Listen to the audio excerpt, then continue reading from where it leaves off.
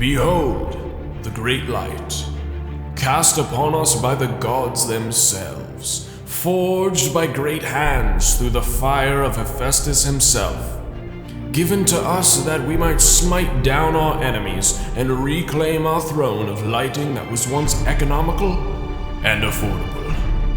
With the extremely reasonable price of only $134, can this behemoth dethrone the Aputure 120d that we hear so much about?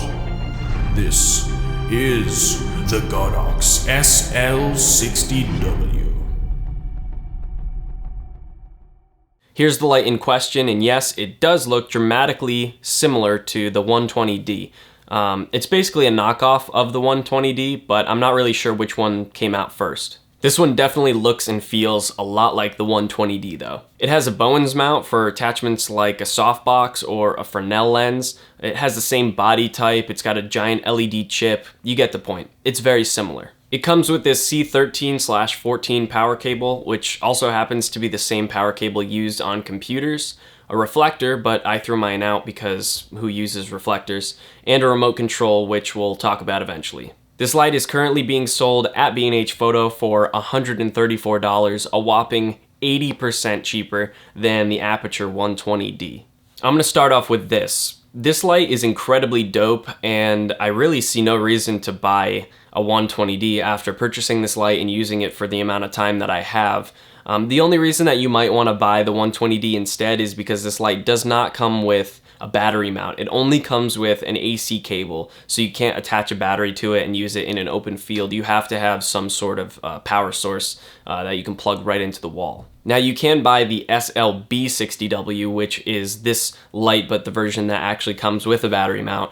The only problem is it's $350 as opposed to the incredibly reasonable price of $130. And by the way, the W in 60W, the name of this light, actually doesn't just stand for wattage, but it also stands for white, which is daylight, or 5600 Kelvin, which is the color temperature that this light's balanced at. They also have a tungsten version, which is called the 60Y. It stands for yellow, but tungsten's orange, so I don't know, that doesn't really make sense to me. But yeah, it's called the 60Y if you're looking for a tungsten version. Anyway, yes, you can buy the SL-60W for $350, and it's still almost half the price of the Aputure 120d. The only problem with that is it only comes with a battery mount, and it doesn't come with AC power, so that's kind of annoying. So yeah, if you want that flexibility of being able to plug it into the wall and also use it with a V-mount battery if need be, then you might want to buy the 120d. But for me, and probably for a lot of you guys, you know you're not going to move this light out of the studio. It's going to stay exactly where it is, and you can plug it into the wall and you'll never need battery power. Or you want a battery-powered version only, and you'll bring that into the field with you when you have no AC power, and you know exactly what you're going to be using it for, so it'll never catch you off guard that you don't have an external power source available. Also, if you want to have both options, you can buy both versions of this light, and then you have plug-in power and battery power at your disposal if need be. And both lights combined only add up to $500, and that's $150 cheaper than the 120d. And at that point, then you also have two separate lights instead of just one. So let's talk about what actually makes this light good enough that I'd recommend it over something like the 120d, which has been my light of choice for the past few months. I think it's a wonderful light to work with. I think it's great quality, and a lot of other professionals live and die by that light. So many YouTubers use this, and so many people love this light. Why would I recommend a light that only costs $134 over something that's clearly really, really good and really well respected? Well, we've touched on this one already, but yeah, it's only $134. That's amazing for what it can do. You can buy 5 of these lights for $25 more than you can buy one Aputure 120d. And like we said, it has almost all of the same features as the 120d has. So here's some of the things that actually make this light great. The SL-60W has a CRI rating of 93, which is only 3 points fewer than the 120d. CRI is just something that they use to determine how accurate the light is compared to something like the sun. So anything over 90 CRI is really, really good.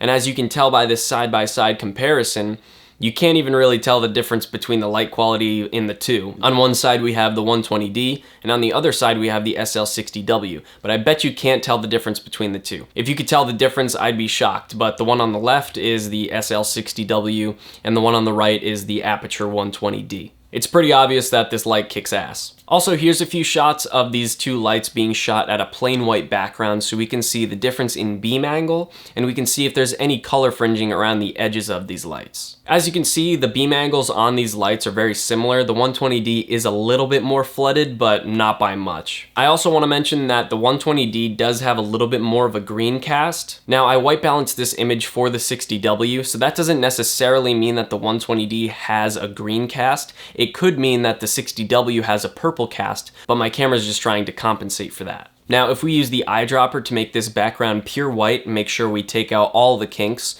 we can raise the saturation to an ungodly amount, and we can see that both of these lights are actually suffering from a little bit of color fringing around the edges. You can see that the 120D is casting a bit of a purple hue, and the 60W has a bit of blue around the edges. But I noticed that the 120D actually does a little bit worse in this condition. As you can see, it's flooding to the center a little bit more, whereas the 60W kind of just stays around the brink of the edges. Now, if we bring the saturation all the way back down, you can see that this is basically unnoticeable. And unless you're planning on raising the saturation to an ungodly level for some unknown reason, you're probably not going to notice it at all. The next thing I love about this light is that it's super powerful. It basically matches the 120D at half the wattage. Here's a comparison of the output of the two lights. Now, I don't have a professional light meter, but I do love this app called LX Meter, and through my tests, I've found that it's actually very accurate. The SL-60W clocks in at around 10.7 EV, and the 120D comes in at about 11.3 EV. So based on this test, the 120D is actually about half a stop brighter than the SL-60W. You can also see here the difference in brightness at 100% output when using the same exact settings in camera. I'm shooting at ISO 320 at t2.8 with a shutter speed of 1/80. Here's the 120D, and here's the SL-60W. As you can tell, the 60W is a bit darker, and to match the brightness of the 120D, we have to put our shutter speed at 1/60th of a second, which is roughly a third of a stop brighter than 1/80th of a second. So based on these two tests, we can see that the SL-60W is roughly somewhere between 1/3 of a stop and 1/2 of a stop darker than the 120D, but just the fact that it can almost match the 120D's output at half the wattage is incredible. I also like how there's not a giant module that you have to hang off of your light stand. On the back of this light, you have an on-off switch, a dial for brightness, a button to change the channel that it's on, which goes hand in hand with the remote control, and an LCD screen that'll show you what % output you're at, the temperature of the unit, and the channel that you're on. I also want to point out that the exterior of this light just doesn't get hot at all for whatever reason. The 120D doesn't get blazing hot, but it definitely gets noticeably warm. The 60W just doesn't get hot at all though. In fact, I put this light on 100% output and left it there for like an hour. The fan was on and the temperature was maxed out on the LCD screen, but this light was still cold to the touch. It's not a significant feature, but it's definitely worth mentioning.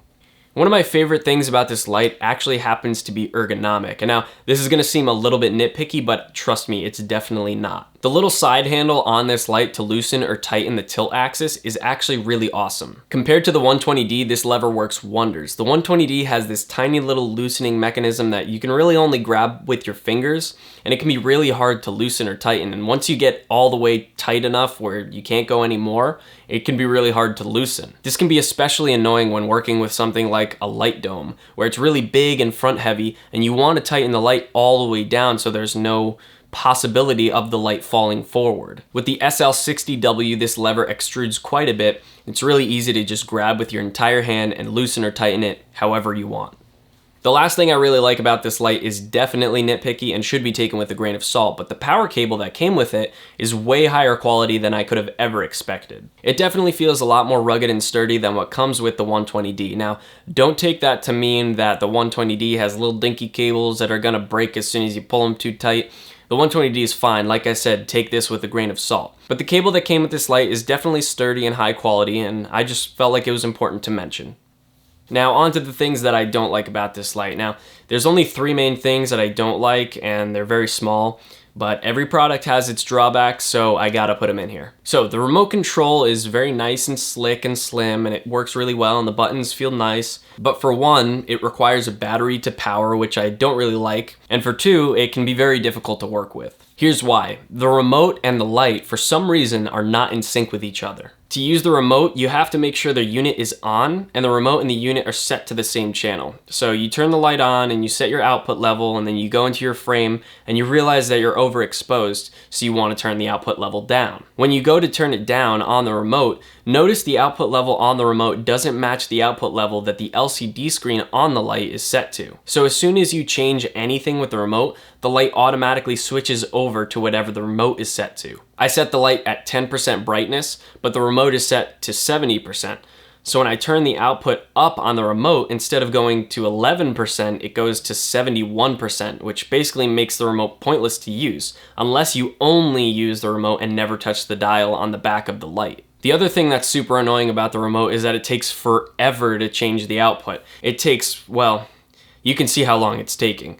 I don't really know why it takes so long, but it's really annoying. So basically just don't use the remote unless you're willing to work with these circumstances. The other drawback to this light is the fan. Now, most people probably won't give a damn about this, but it's worth mentioning because it is a little bit louder than what you have on the 120D. Now, it's not super noticeable, but you can definitely hear the SL-60W, whereas the Aputure 120D is practically silent.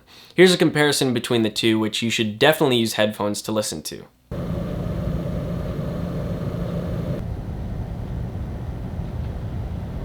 So as you can tell, it's not a huge difference, but it's definitely there.